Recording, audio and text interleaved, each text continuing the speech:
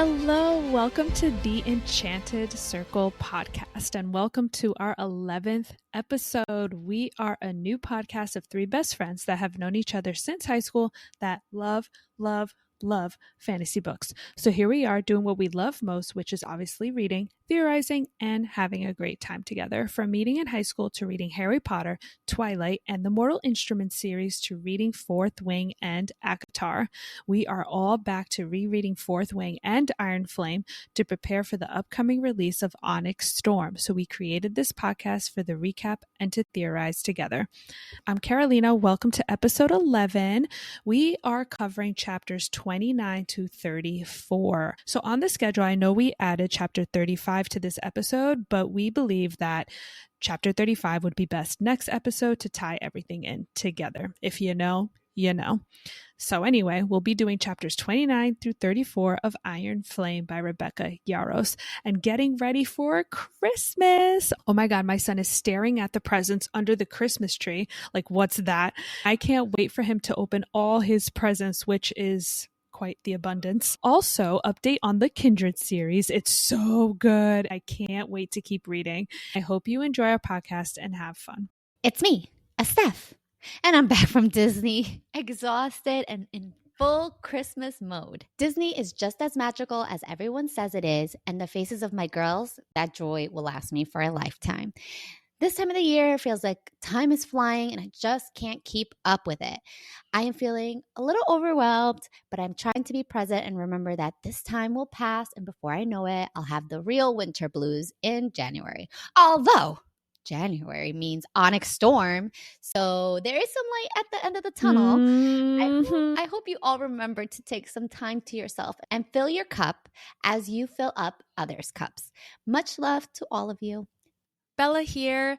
Christmas is just around the corner and I am not ready. It's so sad because I don't feel like I'm in the Christmas mood. I've been more focused on buying presents than the actual holiday itself, and there's been too many distractions. But I'm going to have a Harry Potter marathon, maybe sniff some pine-scented candles until I'm high on the Christmas spirit. And I already bought my mom an appliance, and she won't be happy about it because she gets an appliance every Christmas. But I know she needs it, so we'll see. I'll keep you guys updated. But anyways, I hope you all have a cozy and relaxing moments before the holidays. We just have to mention content warnings. There will be spoilers for the entire book of Fourth Wing and Iron Flame by Rebecca Yarros, including all of Xaden's POV chapters. If you have not read any of these books and his new POVs, please come back once you do. We wouldn't want to spoil anything for you. We may mention interviews or posts from Rebecca Yarros, so spoilers with that. Fair warning, we will be quoting quite a bit of Fourth Wing and Iron Flame by Rebecca Yarros for this recap. This podcast is rated R due to the topics we discuss about this adult book. Also, we tend to curse a lot, so please be aware of children listening. Let's get into it. Chapter 29, quote, "Cadets who are found absent without leave will be subject to court-martial by their chain of command if they are not executed on site." End quote. Article 4, Section 1, the Bisgayeth War College Code of Conduct. So Violet discovers last episode who Cat is. Ugh. They fly off, and toward the border, she tells Xaden mind to mind, quote, "To avoid jumping to conclusions like last year, she's your ex, isn't she?" End quote. Unfortunately, Violet, she is. And even Xaden is like, how do you know? But he says that's not important and confirms that Cat is his ex. First time reading this, I was angry, guys. I was so angry. I was like, oh my God, he's a two-time and floozy. I was so mad. But Xaden also confirms that him and Kat were over even before he met Violet. I'm still annoyed even with that fact. Anyway, Violet, I got your back, sis. Violet reflects that it shouldn't matter that she even has exes too. Who are your exes, Violet? I'm banking, okay, that it's Cam's brother, Holden, the one that's alive, by the way. Just wanted to sprinkle that thought there. And I have to quote her interaction with Tairn because don't we love our grumpy old man? Violet thinks to herself, quote, "Shit, what is this? Jealousy, anxiety, insecurity?" End quote. And then Tairn responds, quote, "All three. To which I will remind you that not a single dragon chose her. You were selected by two. pull yourself together, end quote. I love him. Rebecca, don't kill him off, please. I live for his commentary.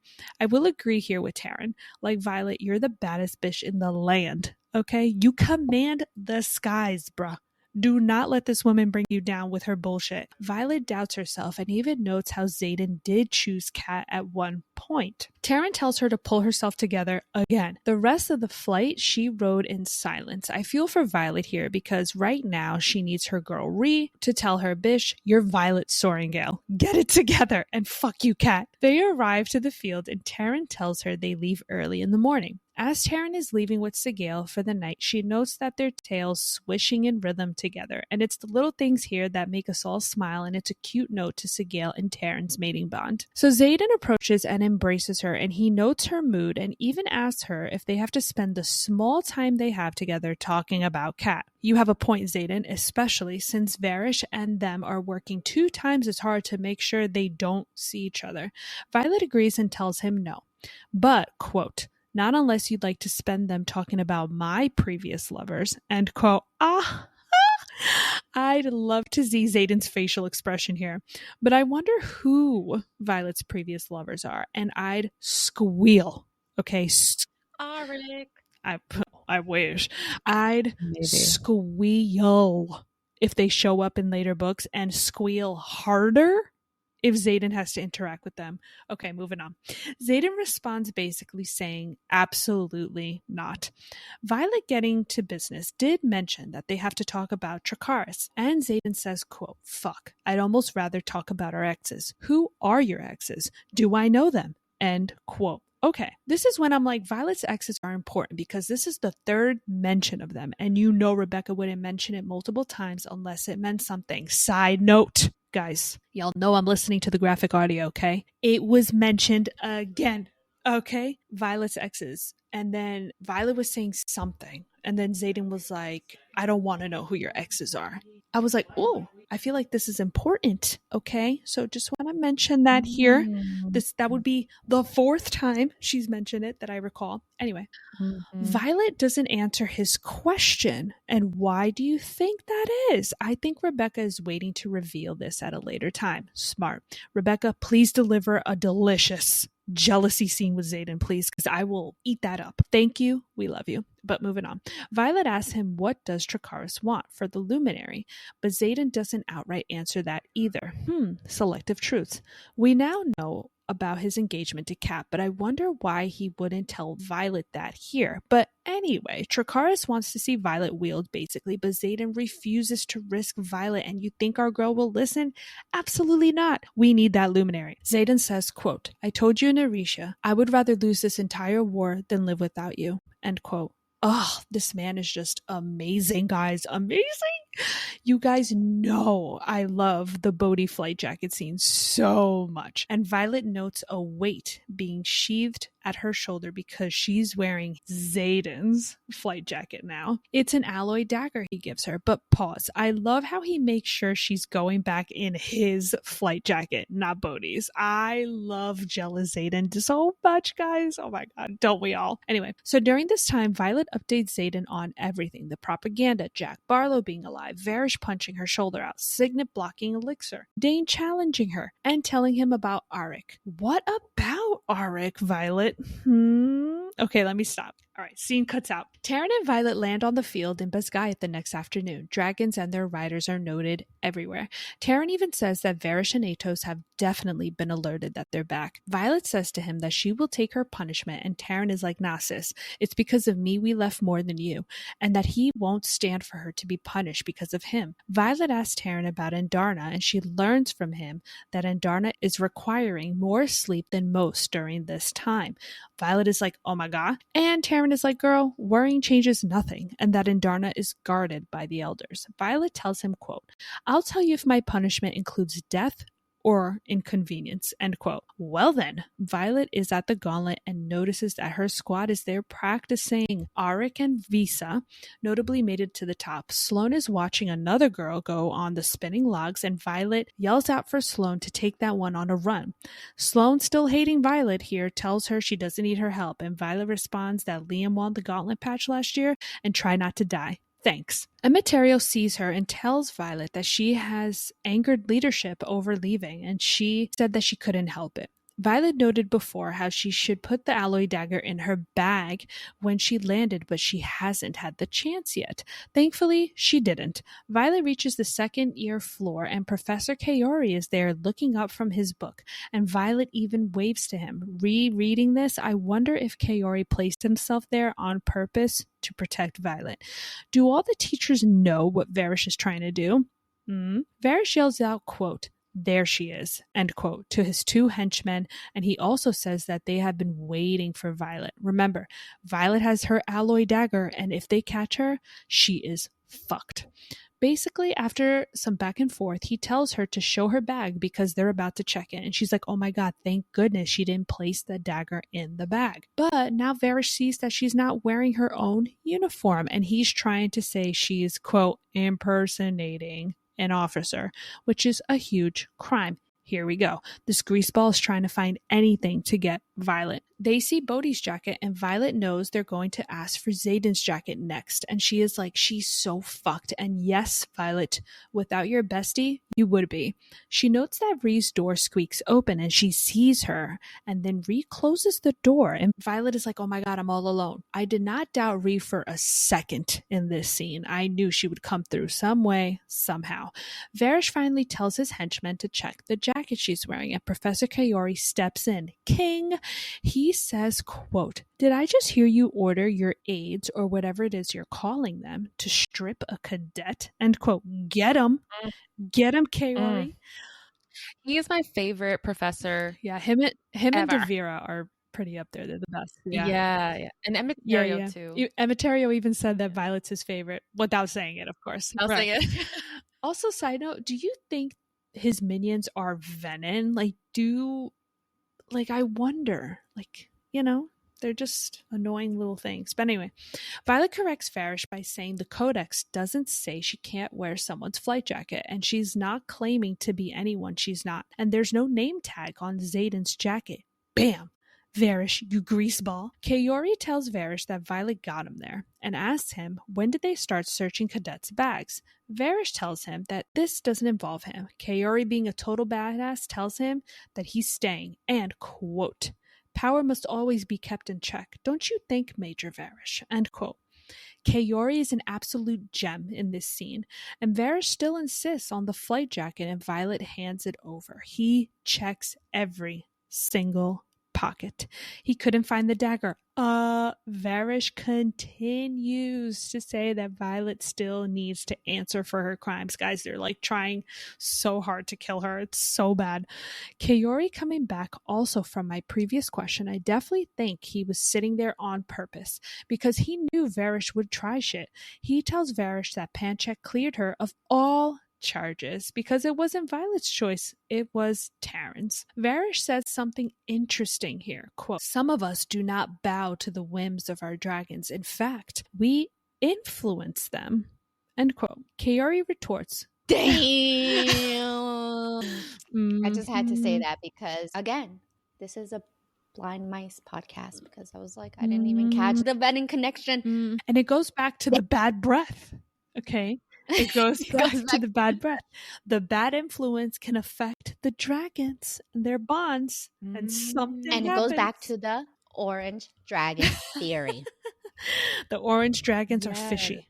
This is the theory podcast. This is the Delulu podcast. This is the We Don't Trust Nobody podcast. No, we don't trust nobody. That's why, that's probably why Solus, he did what he did impulsively, because he's being controlled by Varrish. Yeah. Or there's a disconnection in a different way. I don't know. I think Varrish definitely was venom and probably started to influence Solus to be bad or whatever the case may be. Maybe how the Venom say Violet's going to turn for love. Maybe Nolan turned for something just as important because self-preservation. You know what I mean? Yeah. And speaking of the Not Trusting Anyone podcast, in today's text messages, we are starting to suspect Ridoc. Yes. It is true. There's something going on. First of all, I was not down for this. I was not down but for now this. You are. And then I started breaking down my episode. Mhm. And I was like, wait a minute. No, we planted the seed in Steph. We're No, I'm like like, with the Ridoc. microscope, like, wait a minute. Mhm. I was like, you know what? I don't trust like really super nice characters or the most loved Mhm. ones that are not the main characters, you know. And his core is ice because he's an ice wielder. What's going on there? Anyway, guys, we're so traumatized. We don't trust anybody. I think we only trust Violet and Ree. Actually, we shouldn't trust Violet because she may turn venom. Who knows? So Ree, you're the only one we trust. Ree's the only one. She's the only one. And No, Sawyer. actually, I think Steph doesn't trust Ree. She doesn't trust Ree. It's always a person that you least thought would be the one to betray the main character, and it's just perfect because it's like he's the goofy one, the silly one, the one nobody really the pays attention to. They like dismiss him because they just think like just he's just like tomfoolery, like he's just always joking around, like they don't take him seriously, right? So it's a great cover. And I don't trust her. I think she knows more than she lets on. I think So we trust nobody. We trust nobody. Kaori retorts, quote, odd. Would that mean you influenced Solus when he set fire to the squad of bonded riders after Parapet, end quote. Got nothing to say, right, Varrish? By the way, I totally think he influenced that because Varrish is just pure evil. Varrish leaves. Kaori only tells Violet that she's making enemies and to be careful. Violet notes that the dagger isn't in the sheath anymore. Dun dun dun. Ree yells out for her and tells her to come to her room. Sawyer and Ridoc are there too. Ree pulled Violet's dagger through the wall. Violet is amazed at her best friend. Ree is like, Violet, what the fuck is this? And Violet's only response is, quote, it's to kill venom, end quote. Bam! Finally, her telling her friends the truth. Chapter 30. I was so excited for her telling the truth because, again, Violet is someone who needs the truth in order to function. And her not knowing from Xaden the truth, her not being able to tell the truth, her not like she's like spiraling, which is why she goes into like kind of this spiral with researching how to raise the wards up in Orisha. She needs to be able to be honest with others and be honest with herself. And that's the only way she can be herself and feel confident and feel safe, which is great because right before this, she was with Xaden and they finally were able to talk and be honest with each other. And now the next day after that, she gets to be honest and tell the truth to Rhiannon, who she has leaned on heavily since the steps to the parapet. So I'm really happy for her. And I think now that she's not fighting her core values, right? This is why I believe like a Truthsayer signet is definitely on the table still. Her going against her core, I think that was like a big issue. And possibly, I just thought this, possibly the reason her signet hasn't truly manifested yet because she was going against it. What? Mic drop. Drop that fucking mic right now. I'm gonna just faint. Hold on. And it's I'm back. Like literally the truth will set her free. Guys, yes. I just cracked the code. Crack the code. That's Chapter 30, quote, bearing invasion, only riders and designated scribes are permitted in the riders quadrant. To enter uninvited as infantry or even a healer is to welcome a swift death. End quote. Article 2, Section 3, the Bisgayth War College Code of Conduct. Okay, let's talk about this for a second. Why is this so? Why would they literally kill infantry or even healers? Okay, to enter uninvited to the riders quadrant. Also, why only designated scribes? I feel like obviously Venin are in the scribe quadrant mostly, but I also feel like we have Venin in the riders quadrant. Maybe it's like they're teaming up to keep their secret contained as much as possible. I mean, yes, but also like the riders kill each other, so true. That is true. Violet finally tells her friends everything since she left with Xaden for war games. But she did leave out Orisha. She believes it's not her secret to tell. I also think it's funny that she says telling them would mean she betrays Xaden and Brennan. How ironic, because I believe he is going to betray her. He meaning Brennan, not Xaden. Anyway, so Ree sits there dumbfounded, realizing she was right and that Day wasn't killed by a griffin. Yes, Ree, you're absolutely right. The squad clarifies that the dragons know and are shocked. They also realize that the propaganda is real. Violet also tells them that they have about a year until the venom reaches the borders. Violet believes they're all angry with her, but her squad, being the baddest squad in the land, clarifies that they are not at all. They are simply shocked. Immediately, they were all like, so what do we do now? They offered to help without a second thought. Violet is like, oh my god, I could read texts 4 times fast with their help. Damn right. Interesting here, Sawyer says, quote, if it means we get to spend time in the archives, I'm in, end quote. Okay, Sawyer. Okay. Ridoc responds, quote, and we all know why, my friend. Wait. How fucking hot is Jasenia that she had our boy Liam and now Sawyer Word. We need to chokehold? see that fan art. It must be fucking hot. Yeah, we do. I need to see some fucking fan What art you got for under her. those robes, you know? Violet tells them that they have to look for a text that's over 400 years old. Then, okay, this is when my suspicious, part of Ridoc comes in. Ridoc says that the first 6 kept the personal journals. He's even proud of himself that he realized he knows something they actually don't. You see, when they were in Violet's mom's office during squad battle, Ridoc saw that they kept these ledgers in a sub-level vault in the archives. Violet is going to ask Jasenia. The next scene, Jasenia doesn't even know about the sub-level vault, but she's going to look into it. Violet misses Xaden again that Saturday because their squad was pulled into another land navigation with the infantry with First Wing, and Violet has been avoiding Jack Barlow, who, quote, is weirdly nice to everyone at all costs, end quote. Guys, he's cured from being venom. I'm fucking convinced, okay? There's no fucking way. But moving on. The Saturday after that, Xaden is on duty, and so is Mira. And the weekend after that, their squad was dropped into the Parcel Forest. Sigale and Tairn can see each other, but Xaden and Violet cannot. These people have no life, I swear. Then, the next weekend after that, if Violet left, her squad would get a 0 if they did not participate in the cat and mouse evasion operation against Third Wing. Tairn makes a choice for them to stay, and he's not happy about it.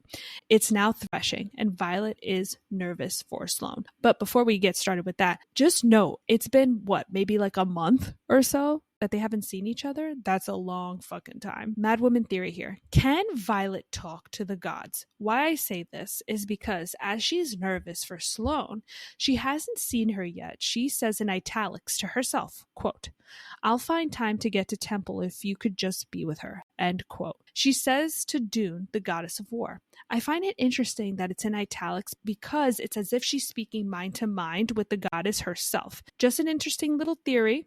Nothing crazy, just saying. Imogen also told Quinn everything, and Violet is thinking to herself how Xaden is going to be pissed. Speaking of losing their shit, y'all know I'm paying close attention here, so Violet sees a, quote, blue clubtail with sapphire-hued scales that contrast the changing colors of the sunset sky.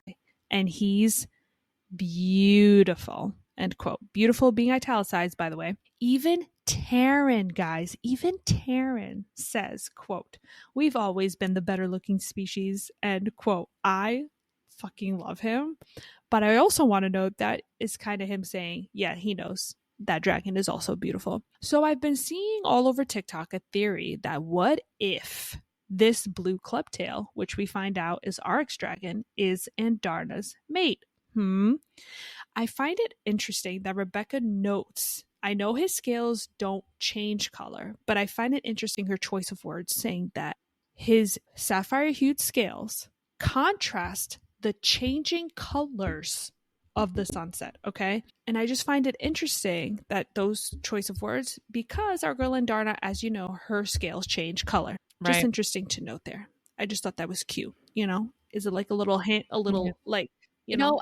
I kind of hope so because that's going to add some good drama. Very good drama. Very good drama. So we see who's climbing down the blue clubtail, and it's our boy, Arik. Violet even notes, quote, Arik dismounts from the blue clubtail like he's been doing it for years with an ease that reminds me of Xaden and Liam. I smile as he keeps his head down while recording his dragon's name. End quote. Interesting how she compares how similar they are. And she always notices him. Always. And she's always looking for him. She's Yes. always has her like her eye on him. It's very interesting. Mm-hmm. This is like a Twilight series, like Edward versus Jacob. It's going to be like Xaden versus I Arik. swear to God, if this happens, I cannot She can't handle another be one. in another love triangle. I cannot be in a Bella, Edward, Jacob, or a Elena, Damon, and Stefan love triangle. It was a time to be alive, let me tell you. Yeah, it really was. It got us good.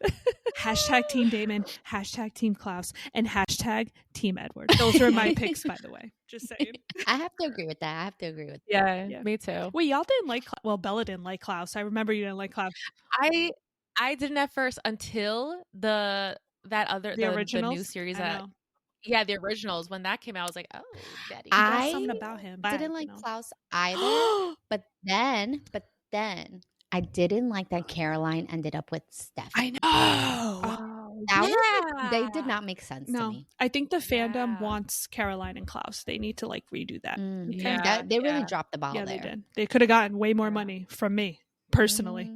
Their chemistry was so good. Okay. Then Sloane appears with the red dagger tail, just like her brother. Guys, insert crying emoji here. We love you, Liam. Ree gets a letter from Jasenia requesting to meet her in 15 minutes in the archives, saying she has what they requested. Violet has next watch, but Ridoc offers to take her watch. And Violet says she doesn't want to give Varrish any reason for her not to see Xaden again. Ridoc offers to go meet Jasenia. Violet is keeping watch at the academic tower. Her and Ridoc walk towards there, which we find out that's where the burn pit is, and he will meet her there after he talks to Jasenia. Violet notes how the academic wing is empty, and it's never empty. Side note here, too. This is another reason why Ridoc is a little sus, because he left her when it was empty and there was nobody there. This is the part of the scary movie where you turn the other direction. She arrives to the burn pit, and she sees Aya and smiles. She's relieving Aya of her watch. As they're talking, Aya sees 4 infantry soldiers approaching them. And Aya tells them infantry aren't allowed here. The infantry tells them that they have express permission. Bullshit. They say they have a message to deliver, and Violet is like, let me guess, secrets die with the people who keep them. Daddy Atos again. This guy won't give up. So they start fighting, these men, and one of them stabs Aya in the chest. No! Just as Violet is like, oh my god, we're becoming friends, of course. Then Violet slices one of them and kicks them in the stomach, but the impact makes her fall back, losing her daggers. She skids towards the edge. She basically gets thrown over the edge and lets go of her dagger so she can hold on to the edge of this cliff. Violet is like, this isn't how I die. Tairn isn't there yet. Oh my god. She's holding on for dear life. The soldier is trying to make her let go. Then, quote, his eyes bulge and he gurgles, grabbing for his throat, and the dagger whose tip protrudes a few inches below his chin. Someone has shoved their knife in through his spine. End quote. I wonder who that could be. Chapter 31. The soldier's thrown over Vi's head, and Vi thinks it's Aya who managed to kill the infantry cadet who is trying to kill her. But then, quote, blonde hair and icy blue eyes appear above me, and my heart plummets with the assassin's body, Jack Barlow, end quote. Or as we love to call him, Jack Ass Barlow. That was a twist I did not see coming. Like, I was not expecting that to happen. When Jack showed up, I was like, oh shit. Yeah. Violet thinks this is it. He's about to pay her back and kill her, especially since she killed him. He has to want to kill her too, right? Like, it's interesting that he could have killed her, but he didn't. And if he is really working with the Venom, it's like maybe they really do need her for something. So I was listening to the graphic audio, and of course the graphic audio doesn't tell you what chapter you're in, but it's a chapter where she's having this vision or whatever, this dream, quote unquote, with the Venom, and the Venom basically tells her like, you're going to turn, right? Oh yeah, you're right. So we'll go into a theory about that later. Yeah. later. But Yeah, but I was thinking that, like, if Jack, maybe he was like, you know, they're trying to keep her alive or something. Except he says, quote, "I've got you," end quote. And he hauls her over the edge to safety. And like us, we cannot believe he just saved her life. Vi says, quote, "You saved me?" End quote. And Jack replies, quote, "I didn't know it was you, but yeah." End quote. Guys, this man was not the saving people type. He was the killing people type. He never, ever helped anyone. So why would he help someone he didn't know who was in danger? Or did Rebecca make it seem like he did not help anyone because we are reading this story through Violet's perspective? I mean, we did see him be affectionate with Caroline Ashton, and his quadrant was happy that he returned back from death. So, was there a kind bone in his body? Vi hears Tairn arrive, and she notes that he would have been too late. Violet definitely would have fallen to her death. Speaking of death, guys, how many near-death experiences has Violet had by this point? She's right. Malik does not want her. Jack says he heard screaming and ran to help. Vi is like, quote, "I killed you. You have every right to throw me off the tower," end quote. Vi is still ready for anything as she sheaths her daggers in case it comes to a fight with Jack. But Jack just says, quote, "Yeah, well, that death was kind of a second chance for me. You don't know who you really are until you face down Malik. So the way I see this is, I just gave you a second chance too.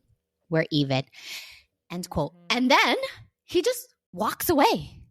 My Jack, PTSD cannot handle this. Like, what is happening? I'm not okay. Ridoc arrives, and now I am sus because he was supposed to be meeting with Jasenia. So how did he make it back already? How long did that fight take when he met Jasenia and came back already? And if he was on his way, how didn't he hear the screaming like Jack did? He did ask Vi exactly where her watch was and offered to meet Jasenia quietly. Since when does Ridoc say anything quietly? How did he leave and legit a minute after not notice what was happening? Did he not pass infantry cadets? Wouldn't he have noticed somebody walking toward that area? How did he not hear the screaming? They were attacked. It just doesn't add up when I was reading that. I'm like, he had just left to go meet with Jasenia, and how is he back already? That fight did not take that long. It was not a 20-30 minute fight. Conveniently, he came back. Conveniently, he asked exactly where they were meeting. Conveniently, he left and infantry cadets came back.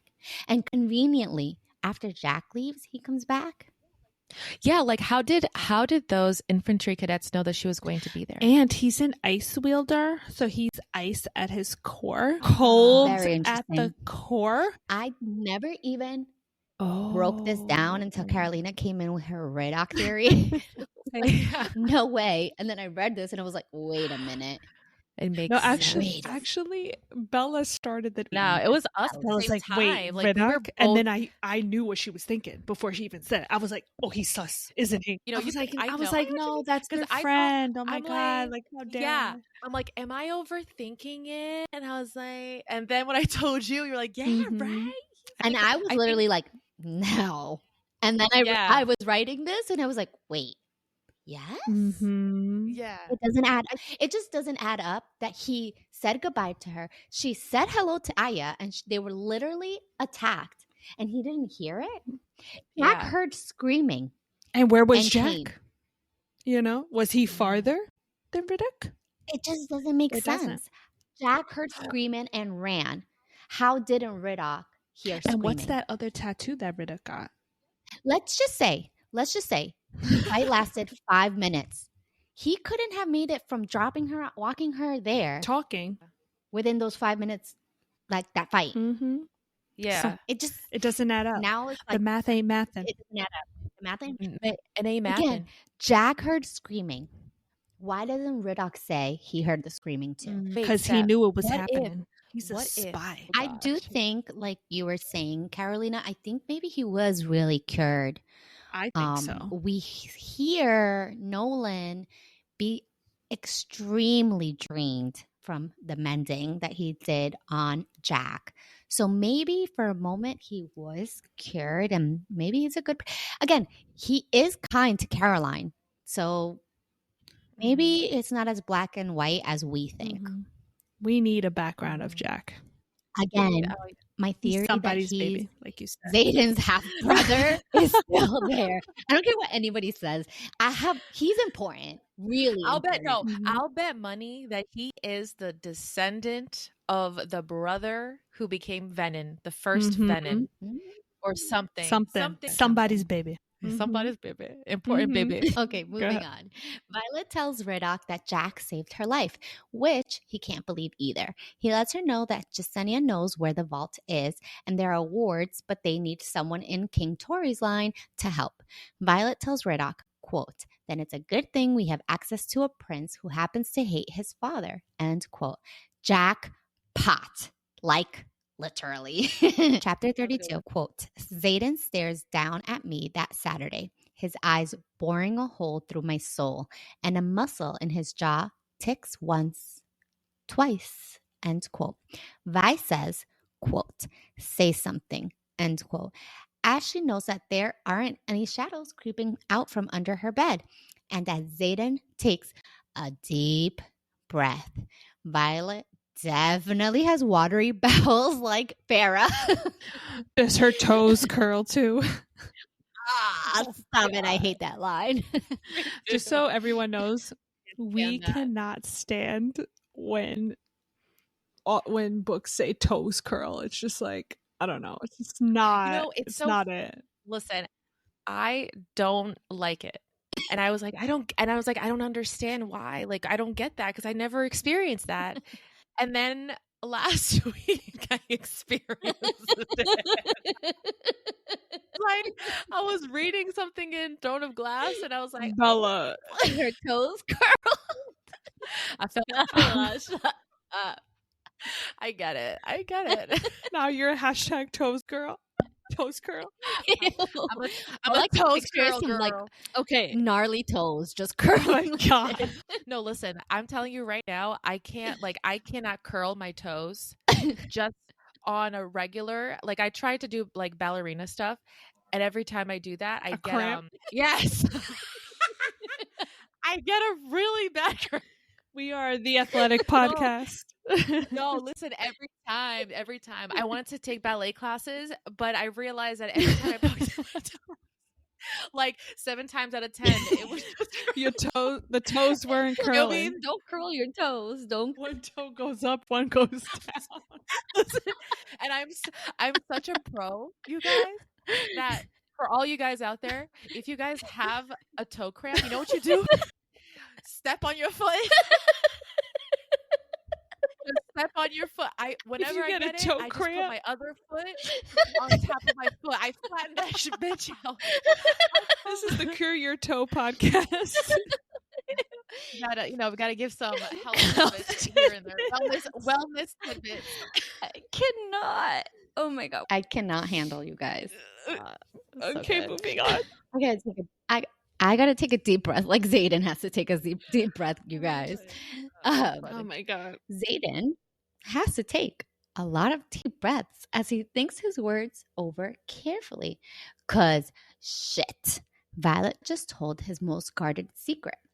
And he handled this much better than I believed because he thought his words over. So very mature of him, very grown, very cutesy, very demure. He asks her who knows, and Violet tells him Rhiannon, Sawyer, Ridoc, and Quinn. But Quinn was all Imogen. She follows by telling him that, quote, they don't know about Arisha or Brennan or the Luminary issue, which really isn't an issue. If I can get a week away from this place to fly to Corden, it's what? A 2-day flight? And quote, stop. He leans in, bringing his face right up to mine, bracketing my hips on the desktop with his hands. Do not go there with me. right now. This asinine idea of breaking into the archives tonight is more than enough for me to sweat about without worrying you're going to fly off and get yourself captured and killed in enemy territory. End quote. My guy's only worry is that Violet is safe. He wants her to be safe above everything, anything that can help Orisha. All he wants is her. Violet says she doesn't think he's sweating with the thought of putting herself in danger, and Xaden literally growls, "Grrr." Yeah. Wait, have you guys ever heard like a man actually growl? I heard it in real life. What? I get it. Bella, what experiences have you Bella. having, girl? I can't go into detail, but I get it. Girl. It's subtle though. It's subtle, and it is primal. Oh, It is primal, okay. ladies. Okay. Just know. Just know it can happen. All It right, can Bella. happen. She's It's coming through not- with the gems tonight. Words of wisdom. It's not, guys. Look, it's not all fantasy. You know what I'm saying? Hey. As he replies, quote, "You have no idea what I'm thinking," end quote. And Vi asks him to tell her even as she thinks he will shut her out as usual. Poor girl. Then he tells her there are holes in her plan. One, she hasn't secured the agreement of the key participant. Two, there will be more than one scribe there, more than just Senya, meaning they could get caught. Three, the tombs have to be stolen and returned before anybody notices. Violet literally says she wasn't borrowing tomorrow's troubles on today, which, oh my God, girl. She really does not think things through sometimes. Xaden asks her how certain she is that the answers they need are in the journals, and Vi says yes. She's read through every classified tomb on ward weaving. He replies, quote, "You know they'll kill us if we are caught, right?" End quote. And she notes that he said, "us." And then he agrees, but he won't let her do anything without him being there. She asks him, quote, "You're not going to argue or tell me there's another way?" End quote. He replies, which I think this is so cute, quote, "Me? Argue with you about books? I only pick fights I can win. It's your turn to talk now." End quote. As he lowers his mouth closer to hers and he stops millimeters from her mouth, giving her the chance to choose to call their night at Samara an exception. But it wasn't. Quote, "Leaning up, I brush my lips across his, then kiss him gently as if it's the first time. This isn't heat and passion, though I know it will be in a matter of heartbeats. This is something else entirely, something that scares the shit out of me, and yet I can't bring myself to pull away, even in the name of self-preservation. I'm choosing him, choosing us. There will be no calling this a lapse in judgment or the result of too much adrenaline or even lust. I love him. No matter what he's done or why he did it, I still love him. And I know he cares about me. Maybe it isn't love. Maybe after all he's been through, he isn't capable of that emotion. But I mean something to him." End quote. And I feel for her because even though we know as the readers that he loves her, he has never told her that he does.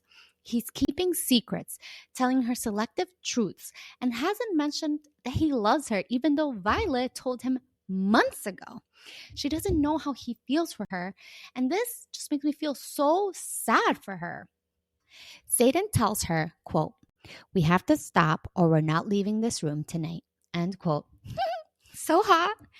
As he walks to the door, cue Blind Mice podcast because he hears something that we don't hear. Violet assures him the key person will not disagree to help them, and she is sure of it as Xaden yanks the door open to Ridoc and Sawyer, who had their ears on the door. They hit the wards and fall to the ground. Pervs. Xaden tells them that the room is obviously soundproof, idiots, and a certain someone is there with them. But not only that certain someone, but Rhiannon, Bodhi, Imogen, and Quinn, and Arik. Dun, dun, dun. Insert jealous here. Arik says, quote, "Figured you'd come for me sooner or later," end quote. What you mean, Arik? Like, what are you trying to get? What's going on? His eyes narrowing on Xaden with nothing but malice. Violet pulls everyone through her wards and notes Arik remains by the doorway. Xaden tells him, quote, if we tell you why and you decline, you won't be walking away, end quote. As Violet has been literally saying he can say no and walk away. Xaden is not fucking around here. Arik reaches for his sword as he says, quote, you think I'm going to lift a finger for you? End quote. And we learn Xaden did something to Alec, his brother. To which Xaden replies, quote, your brother was a craven, murderous prick, and I'm not sorry I killed him, end quote. As he pulls Violet behind him and shoves Arik through the wards like hot fucking damn. 3 hours later, SpongeBob edition. There's a plan in place, and Bodhi has had to step between Xaden and Arik twice. They're on their way to the archives as Vi notes that Arik agreed only because they were stealing from his father, the king. Violet asks him if he's sure, and he replies, quote, absolutely. The only person I hate more than Xaden Ryerson is my father. Just keep your boyfriend the fuck away from me, end quote. Hot, hot, hot, hot, hot. But obviously not as hot as Zaddy. But still we hot. still team Zaddy, but we here for Arik though. Telling you, why choose? I need a why choose story here. They get to the archives and note that Nasia is where they expected him to be, asleep. Jasenia surprises them at the door and tells them only 4 of them can go, otherwise it'll be too suspicious, pointing out that Xaden is the most suspicious out of the bunch. But he assigns to her who exactly will be going with them, which is Violet, Arik, Imogen, and himself. And Jasenia, our trustworthy scribe, notices exactly who Arik is. The blood even drains from her face. Rhiannon tries to join, but her signet is outranked by Imogen, whose short-term memory wiping signet makes her more valuable.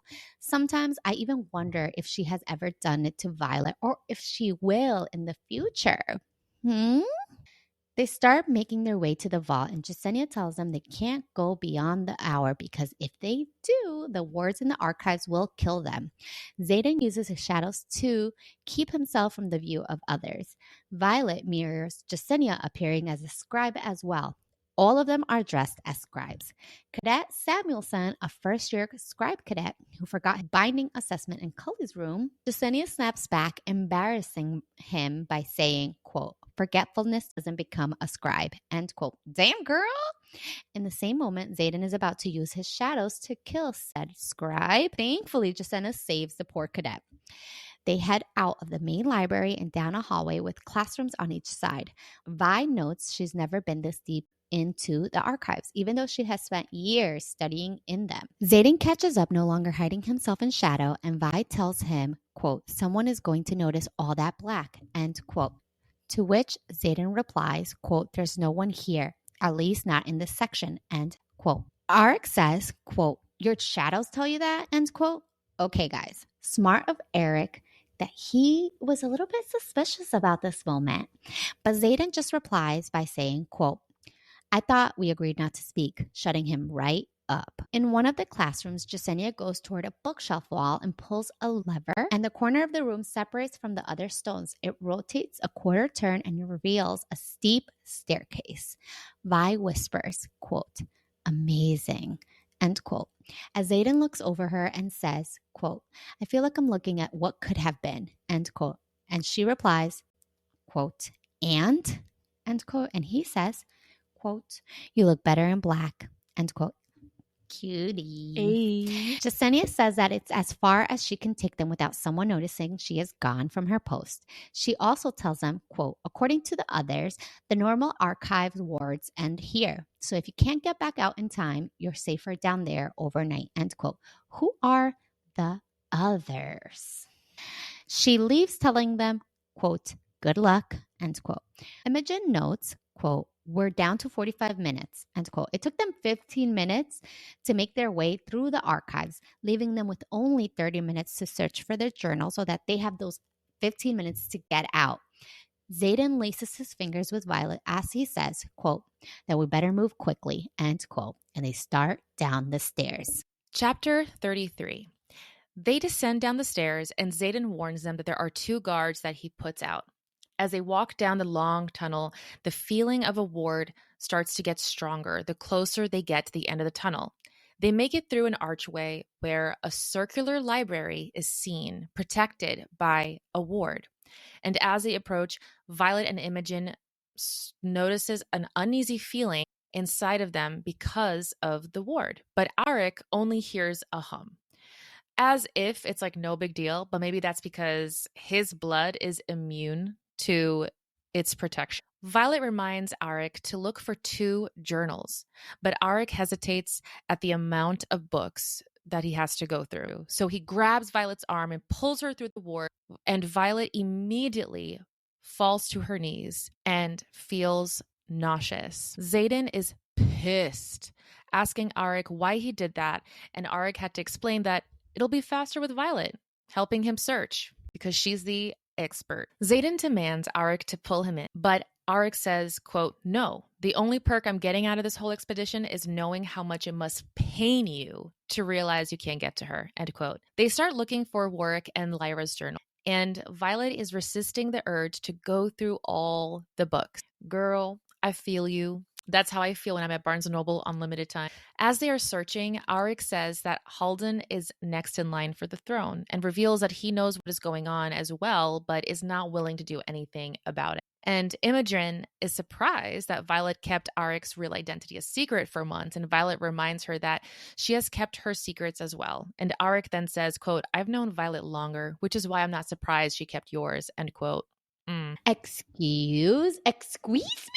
First of all, it's just giving that they were the ones that had history. I'm sorry. Maybe I think Violet has not told the readers the truth. Agreed. Which also is kind of fucked up with her if she did hook up with him and then she was giving Xaden a hard time. I guess she didn't give Xaden a hard time about Kat, but yeah. And he does say he doesn't want to know who her exes are. Yeah, and he says it again after the throne scene. As they are searching, they realize they have 20 minutes left before the archives are closed, and Violet is entering panic mode as they shift through dozens and dozens of tomes about history, art, infrastructure, everything but the journals. She starts to recite something that sounds like instructions on how to keep a tome well preserved, and Arik says, quote, "Glad to see you haven't changed that much," end quote. And Violet sees him smile for the first time in years. We're here guys. for it. We're here for the drama, and we love it. This is a toxic girl podcast. Right. This is we want Twilight and Vampire Diaries vibes, but we don't, but we do. He then adds, quote, "One time I heard her recite the entire unification agreement while climbing the battlements in Caladir," end quote. And Xaden retorts, quote, "I thought we weren't talking," end quote. But Arik retorts back, quote, "Wasn't talking to you," end quote.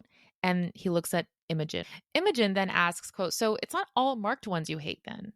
End quote. And Arik says, quote, "Why would I hate you? Your parents led the righteous rebellion, and from what I can tell, you're just trying to do the same. I hate him," meaning Xaden, "for killing my brother." End quote. Violet knows that the king would want the books to be easily accessible so he can show them off, and Arik agrees. Arik starts to suspect that they want to find out about creating wards to protect a rebellion outpost. He starts to put everything together and he starts to guess, but they all ignore him to avoid any further suspicion. Vi starts to panic as she continues her search until she finds out that they are in the center of the room in a ward-protected glass box. Arik puts his hand in and is immediately burned by the ward. Imogen screams they only have 2 minutes left to get the fuck out before they get trapped in and die. Arik's hand starts blistering as they snag the journals to leave. He grabs Violet's hand with his injured one, and she warns him that it's gonna hurt, and he said, quote, "And I'm not leaving you in here," end quote. They go through the wards and let go of their hands. Violet knows that her hand is sticky from the injury. But guys, I was kind of confused here because why couldn't he use his other hand to hold her hand? Why he gotta use his blistered hand? I don't know, girl. Just the story, just gotta make it more dramatic. I was like, wait, but his other hand is okay. Oh, also, let me just add here that from her touching his blistered ass hand, There's probably like a lot of infections happening, just so you know. I don't know. Oh my God. They rush up the stairs and Xaden makes sure that the hidden door is hidden again. And they are booking it like their life literally depends on it, because it does. They are storming through the library, running for their lives. And they see the door of the archives start to close ahead. And they know that if it does close, it's only going to open back again in 12 hours. So as they start running, they get closer, and Violet and Imogen make it. Xaden pulls an Auric last minute before the door closes. Chapter 34. They stick to the plan, but Vi tells Ridoc to take Auric to his room and to keep his hands hidden, and tells Reed to get Dyer to help him heal. As they are returning, they meet with Quinn, who was tasked to make sure no one knows that they are missing. She explains that she projected herself as Violet and as Rhiannon, which shocks Violet, and Quinn explains that her powers are stronger because of her dragon, Kruth, who was her great aunt's dragon, but they're not related by blood, which is why she is safe from going cray-cray. After they all separate, Xaden and Violet walk together. She feels super thirsty from the major run they just did, but she still smiles at him after he asks if she is all right. He couldn't resist pulling her into a dark corner to give her some smooching, to give her a demanding kiss. Violet then opens Warwick's journal to a random page in the middle and reads, quote, "After we placed the last rune, we placed the wardstone where the dragons felt the deepest currents of magic run," end quote. She flips to another page that says, quote, "The last step is complete. The protections fell into place at the birth of Iron Rain," end quote. She excitedly tells Xaden that this is it. This is it. They found a way, and instructs him to take the journals back to Brennan, who will be able to translate the rest. Guys, now that we have that theory floating around that Brennan is probably Venom, this part stressed me out. I was like, no, I know, same. don't I give was it like, to him. no. Don't give And it I to love how I'm him. creating a scenario in my head. I'm like, no, he's a traitor. I'm like, wait, but he's not one yet. Xaden tucks one of the books in his leather jacket, kisses Violet, and tells her she's, quote, astonishing, end quote, before walking away. Violet feels hopeful that they are starting to build momentum in this movement, and believes they can create a ward for Arisha, and starts to plan a way to get the luminary from Viscount to Karis, whether Xaden likes it or not. Violet hears Nolan call her name, and he says that while he was on his way to get some lemonade, Jack told him he saw her and remembered she was on his mending list. He hands Violet the lemonade, recalling that it's her favorite, and Violet takes a long sip to quench her thirst from their recent heist. But as she is drinking, she realizes that the lemonade has a funny taste to it, a familiar taste to it, and feels her connection with Tairn being cut. Nolan looks at her and says, quote, "I never like to see you hurt, but I can't protect you from the consequences of your own actions when you risk the safety of every civilian in this kingdom," end quote. As her world spins, Varrish shows up and says, quote, "Why, Cadet Sorengale, what have you gotten yourself into?" End quote. Oh, damn. An ocean. Oh my God. God. Wow. Obviously, she trusts Nolan, but when they were in interrogation, she smelt it right away. No, I I think same thing. I was like, why couldn't she just smell it first? Like, why is she just taking it? Like, I think because she's so trusting of Nolan that it's almost like maybe it was something like maybe she thought of it and was like, nah, it can't be true. Well, next episode is going to be a heavy one, y'all. I'm not ready, but I'm ready. But I'm not. But I am, because Xaden tells her he loves her. Steph's face right now. She's like, looking like, hey. And we will make sure. He wants to kiss her. He wants to love her. Hug her and marry her. The Delulu podcast. Welcome. We hope you enjoyed this episode, and thank you so much to everyone who has been supporting us. We love you, and we are so thankful for the support. Stay tuned for our next episode. We'll be posting a new episode every Tuesday. And that is a wrap for this episode. Thank you for tuning in and for your continuous support. Let us know what you think about today's episode on our social media platforms. We would love to hear your thoughts and theories. Hope you have a great week and I have your toes curl. no. And that Hope you you have experience a nice growl and your toes curling. Hope you guys get to experience some toe curling sensation this weekend. I would love that for all of you guys. We are just your local trio of best friends enjoying each other's company and talking about what they love the most, books. This podcast is so much fun to make when you have the best girls doing it with you. Remember to follow us at Enchanted Circle Pod on Insta and TikTok, and follow/subscribe to our podcast channel on Apple, Spotify, Amazon, or YouTube. Until next time on the Enchanted Circle Pod.